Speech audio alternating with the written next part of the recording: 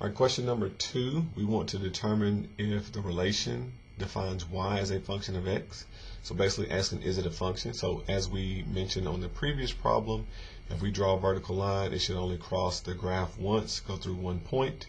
And as you can see, if I drew a vertical line several different places, it will cross more than once. So this fails the vertical line test. And so we'll say no, this relation does not define a function.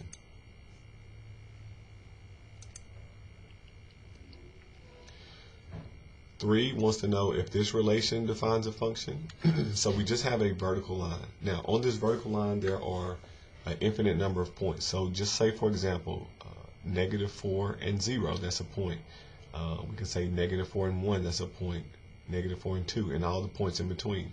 And so if I draw a vertical line, it's going to touch this line infinitely many times, okay, up and down this value x equals -4. So just like we just described, this is not a function. It's going to hit more than one y value or give you more than one x value for a y output.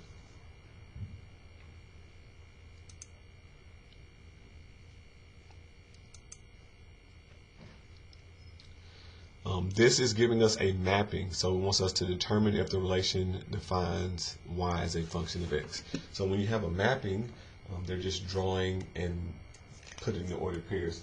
It's better if you want to look at it, if you want to write the ordered pairs out. So you see the -10, there's a line going to 2, okay, meaning that's an ordered pair.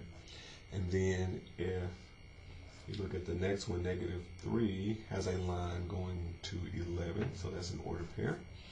And then we also have -3 with a line going to +4. So when you write it out, you can see the 3 repeats, and x repeats is not a function.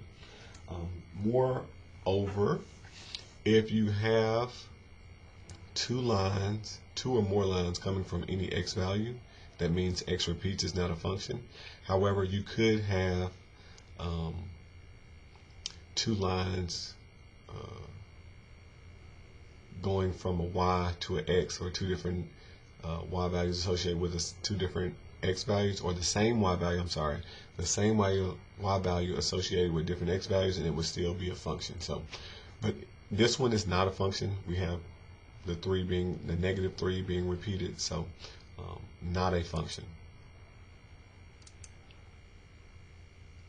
It's good.